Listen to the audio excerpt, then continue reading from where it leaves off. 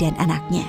Tanpa berkata apa-apa, beberapa saat kemudian, beliau beranjak dan pergi meninggalkan keluarganya. Ibunda Hajar yang melihat keanehan ini segera berteriak memanggil, "Ibrahim, hendak kemana? Kenapa kau biarkan kami sendirian di sini?" Nabi Ibrahim tidak menjawab, hanya menunduk terus berjalan. "Ibrahim, apakah ini perintah Allah?" Iya. "Kalau begitu aku yakin Allah tidak akan membiarkan kami." Ibunda Hajar begitu sabar dan ridho pada keputusan Allah. Nabi Ibrahim sebenarnya tidak tega meninggalkan keluarganya di tempat terpencil dan gersang itu. Tetapi keyakinan akan kebenaran Allah dan kemurahan Allah menjadikan beliau mematuhi perintah yang sulit ini. Dengan berlinang air mata, beliau berdoa sebelum kembali ke Palestina. Tuhanku, aku telah menempatkan keluargaku di tempat gersang ini, di dekat rumah-Mu, Ka'bah. Mudah-mudahan mereka menegakkan sholat dan jadikanlah hati manusia senang kepada mereka. Dan berikanlah mereka rizki buah-buahan supaya mereka bersyukur. Kurang lebih 10 tahun kemudian, sekitar Ka'bah sudah menjadi tempat yang ramai berkat munculnya sumber air Zam-Zam. Banyak orang bermukim di sana. Ibunda Hajar dan Ismail sangat dihormati oleh penduduk karena mereka dianggap pemilik sumber air itu. Ismail tumbuh menjadi anak yang tampan, santun, dan sabar. Suatu ketika, Nabi Ibrahim mengunjungi keluarganya di Mekah. Setelah beberapa lama tinggal di sana, suatu malam beliau bermimpi menyembelih Ismail. Nabi Ibrahim termangu-mangu memikirkan mimpinya. Wahyu dari Allah atau godaan setan? 2 malam berikutnya, mimpi yang sama terulang. Maka pagi harinya, setelah mimpi yang ketiga, beliau yakin ini perintah Allah yang harus dilaksanakan walaupun terasa sangat berat di hati. Nabi Ibrahim bermusyawarah dengan keluarganya tentang mimpi itu. Anakku, aku melihat dalam mimpi, aku menyembelihmu. Pikirkan, apa pendapatmu? Ismail sangat memahami bahwa ayahnya adalah Nabi Allah. Mimpi para nabi adalah wahyu ilahi. Dengan mantap dia menjawab, Ayah, laksanakan perintah Allah. Insya Allah, aku akan sabar menerimanya. Bertambah rasa syukur Nabi Ibrahim. Bertambahlah kecintaan kepada anaknya. Bertambah mantap pula hati beliau melaksanakan perintah yang sulit itu. Berangkatlah Nabi Ibrahim dan Ismail menuju Mina, tempat penyembelihan. Sepanjang jalan, iblis menggoda mereka agar mengurungkan niat pengorbanan Ismail. Ibrahim, dasar ayah tidak punya perasaan. Anak sendiri mau disembelih. Ingat, kau berdoa puluhan tahun meminta anak. Allah sudah memberimu anak yang soleh. Sekarang kau mau sembelih, ha?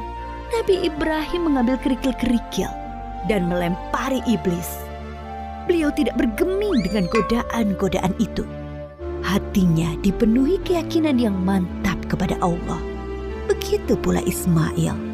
Sampai di tempat penyembelihan, Nabi Ibrahim membaringkan Ismail, bersiap mengayunkan golok yang tajam ke leher anaknya.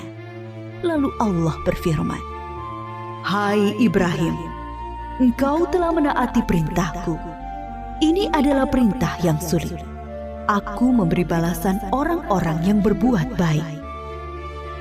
Allah mengganti Ismail dengan seekor domba yang besar. Itulah yang kemudian disembelih sebagai kurban, sedangkan Ismail tidak jadi disembelih. Peristiwa ketika Ibunda Hajar ditinggalkan sendirian bersama Ismail ketika masih bayi dan pengorbanan Ismail diabadikan dalam rangkaian ibadah haji kita. Peristiwa penting lain antara Nabi Ibrahim dan Ismail adalah ketika Allah memerintahkan mereka meninggikan bangunan Ka'bah. Pondasi Ka'bah sudah ada sebelum masa Nabi Ibrahim.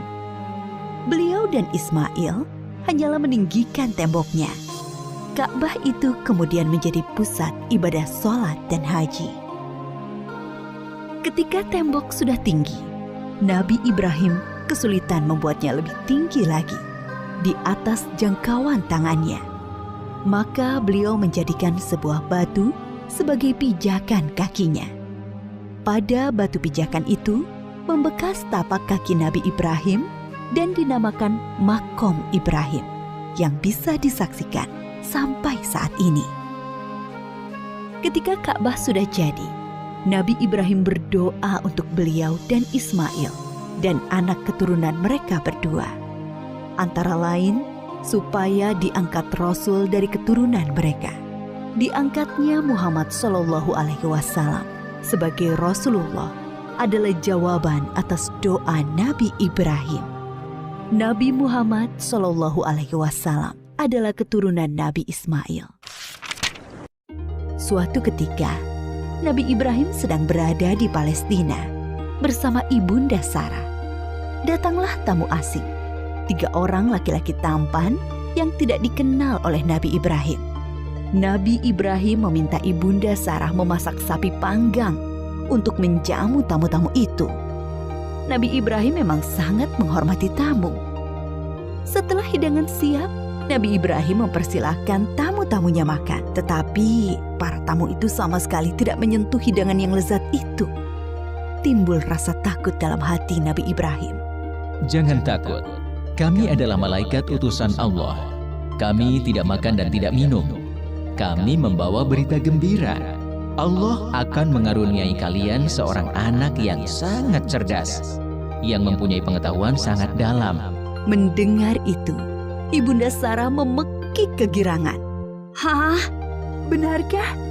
Padahal aku seorang perempuan tua yang mandul. Adakah tugas kalian yang lain, wahai para malaikat? Sebenarnya kami diutus untuk menurunkan hukuman bagi penduduk Syadum karena mereka keterlaluan. Tapi di sana ada Lut dan orang-orang beriman. Siksa ini hanya mengenai orang-orang yang durhaka. Lut, keluarga serta pengikutnya akan selamat, kecuali seorang istrinya yang jahat. Dia turut binasa. Nabi Ibrahim dikaruniai keturunan di masa tuanya.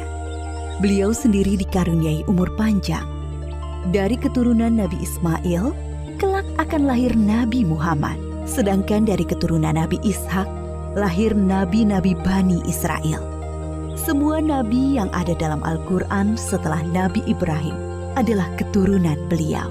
Maka Nabi Ibrahim disebut juga bapak para nabi.